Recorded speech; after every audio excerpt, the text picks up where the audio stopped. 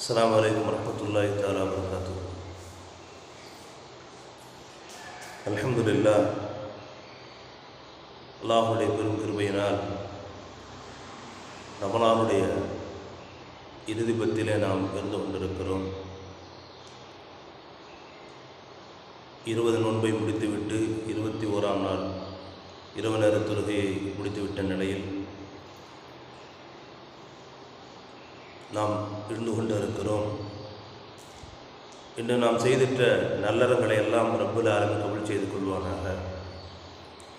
மேலும் நம்மிடமிருந்து ஏற்பட்ட குறைகளை எல்லாம் அல்லாஹ் மன்னித்து அதனையும் நன்மைகளாக கபூல் செய்து கொள்வானாக. இன்று ஓதப்பட்ட ஒரு வசனத்திலே ரப்புல் ஆலமீன் இறைவனுக்கு யார் நன்றி உள்ளவர்களாக நன்றியை வெளிப்படுத்தக்கூடியவராக இருந்து கொண்டிருக்கிறார்களோ அவர்களுக்கு நாம் அதிகப்படுத்தி தருவோம் என்பதாக ரப்புல் ஆலமீன் சொல்லி காட்டுகிறார். லைன் ஷகர்த்தும் நஸீதன்னகும் வலைன் கஃபர்த்தும் இன்ன அதாபி லஷதீத்.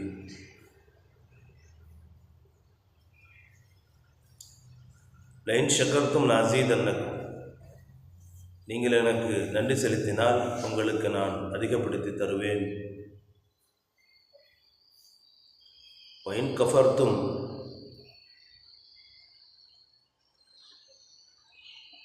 ஒருவேளை நீங்கள் மறுத்துவிட்டால் என்னுடைய பிடியானது கடுமையானதாக இருக்கும் என்பதாக ரப்புல் ஆலமீன் நமக்கு எச்சரிக்கை விடுக்கிறார். நன்றி உணர்வு என்பது நாம் அல்லாஹ்விடத்தில் நன்றி சொல்வதை விட அதை செயல் வடிவமாக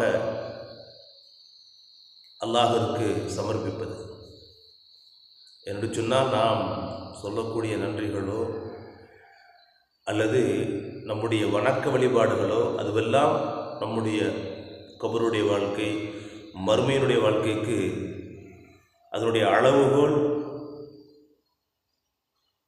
எப்படி இருக்கும் என்று சொன்னால் தூசியை போன்றுதான் இருக்கும்.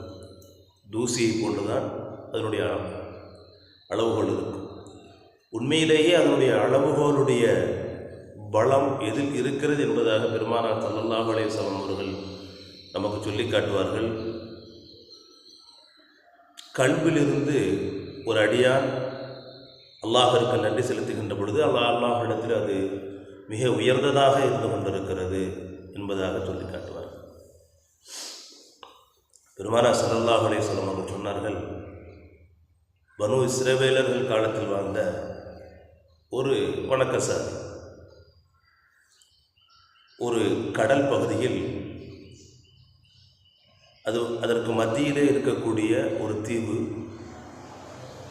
அந்த தீவிலே ஒரு சின்ன மலைக்குன்று, அந்த மலைக்குன்றுக்கு அருகாமையில் ஒரு ஓடை ஒன்று ஓடிக்கொண்டிருக்கிறது. அந்த நல்லடியார் அந்த மலைக்குன்றுக்கு செல்லுகின்ற பொழுது ஒரு மாதுளையினுடைய செடியை அங்கு போய் வளர்க்கிறார். அது வளர்ந்து பழங்களை, கனிகளை, பழங்களை கொடுக்க ஆரம்பிக்கிறது. அவருக்கு தினமும் என்ன வேலை என்று சொன்னால், அதிகாலை வருவார், அந்த ஓடையில் அருகாமையில் நீர் பருகுவார். அப்படியே என்ன செய்வார், அப்படியே முகம் கைகால தேவையான நீர்களை குடிச்சிட்டு குளிச்சுட்டு இந்த மாதுளை வளத்திலிருந்து என்ன செய்வார்னா 1-2 எடுத்துகிட்டு சாப்பிட்டுட்டு போவார். போயிட்டு அல்லாஹ்வுக்கு நன்றி செலுத்தி உட்காந்துருவார். அல்லாஹ் வணங்கிக்கிட்டே இருப்பார், திக்ரில் இருப்பார், திலாவத்தில் இருப்பார், அவுராதில் இருப்பார், தௌபாவுடைய நிலையில் இருப்பார், அல்லாஹ்வுடைய சிந்தனையில் முழுதுமாக இருந்து கொண்டு இருப்பார். இப்படியாக காலங்கள் கழிகிறது, கடந்து ஓடுகிறது. கிட்டத்தட்ட ஒரு 500 வருஷம் ஸல்லல்லாஹு அலைஹி வஸல்லம் சொன்னாங்க, ஒரு நாள் 2 நாள் அல்ல, ஒரு 500 ஆண்டு காலமாக இதனை செய்து கொண்டிருக்கிறார். ஒரு நேரத்தில் அவருக்கு மரணம் நெருங்கிவிட்டது, மௌத்தாயிட்டார். மௌத்தானதுக்கு பின்னாடி அல்லாஹ்வுடைய தர்பாரில் கேள்வி கணக்குகள் கேட்கப்படுகிறது. கேள்வி கணக்குகள் கேட்கப்பட்ட நிலையில் அல்லாஹ் அந்த அடியார்கிட்ட கேட்குறான்,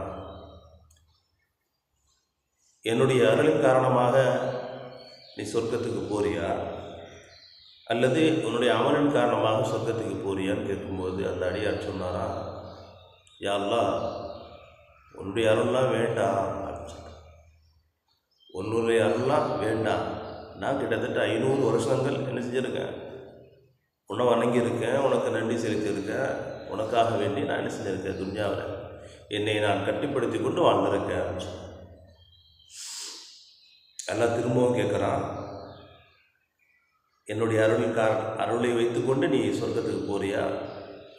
இல்லை வேண்டாம். இப்படி 3 முறை அல்லாஹ் ரப்பல் ஆலமீன் அந்த அடியார்கிட்ட கேட்டுட்டான்.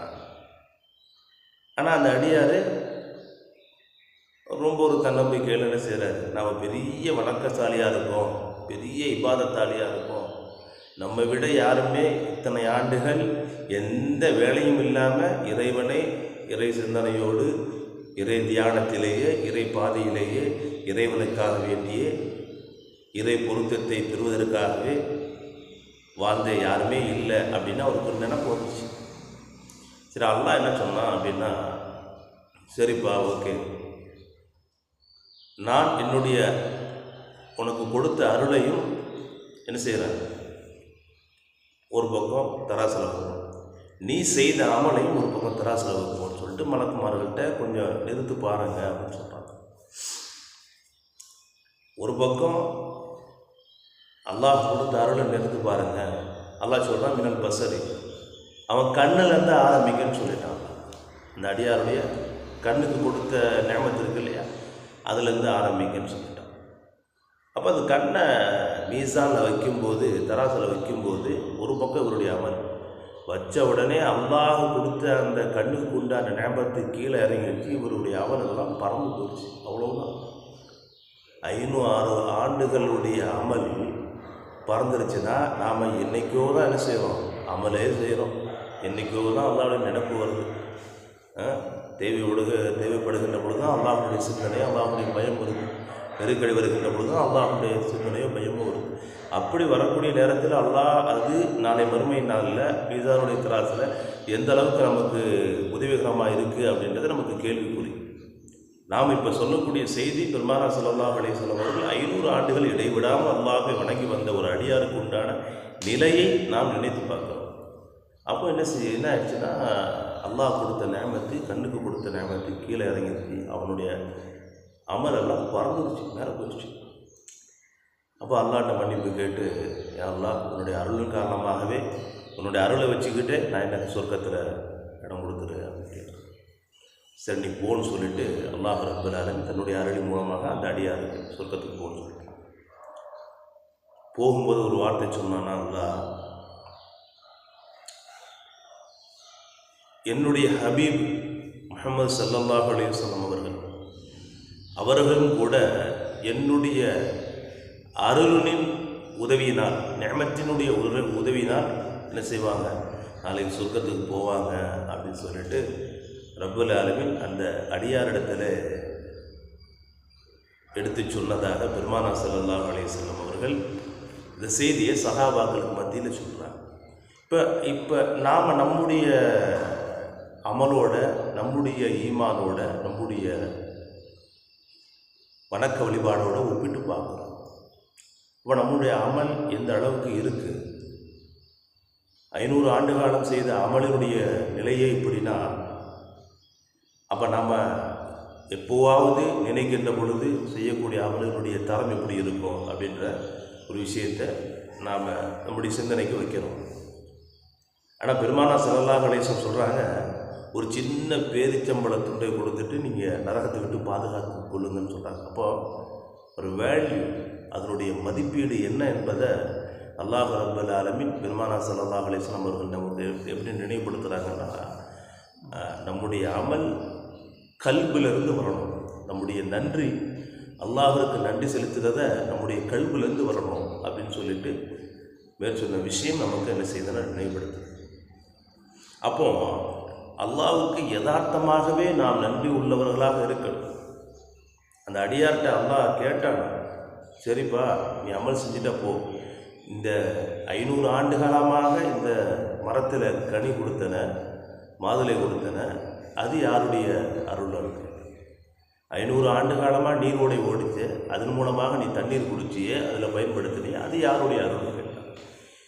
இப்படி அல்லாஹ் செய்த அருளை என்ன செய்ய முடியாது? தக்கனக்கும் ரஹ்மத்தில்லா, அல்லாஹ் கொடுத்த கிருபையோ ரஹ்மத்தையோ என்ன செய்ய முடியாது, அளவுகோலாக வைக்க முடியாது. அதே போல் நாம் செய்கிற அமலையும் என்ன செய்ய முடியாது.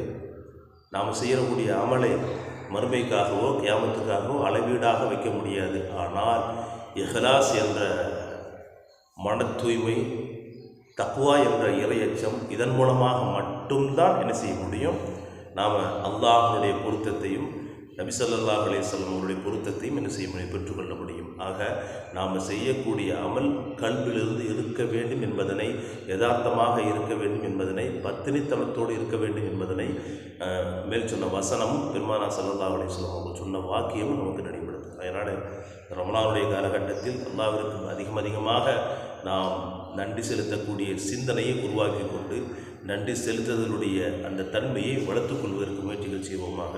வல்ல ரப்பல் ஆலமீன் நம் அனைவர்களுக்கும் தௌஃபீக் என்ற பேருபகாரத்தை தந்த அருள் புரிவானாக. வாஹர் தஅவானா அல்ஹம்துலில்லாஹி ரப்பில் ஆலமீன். அஸ்ஸலாமு அலைக்கும்.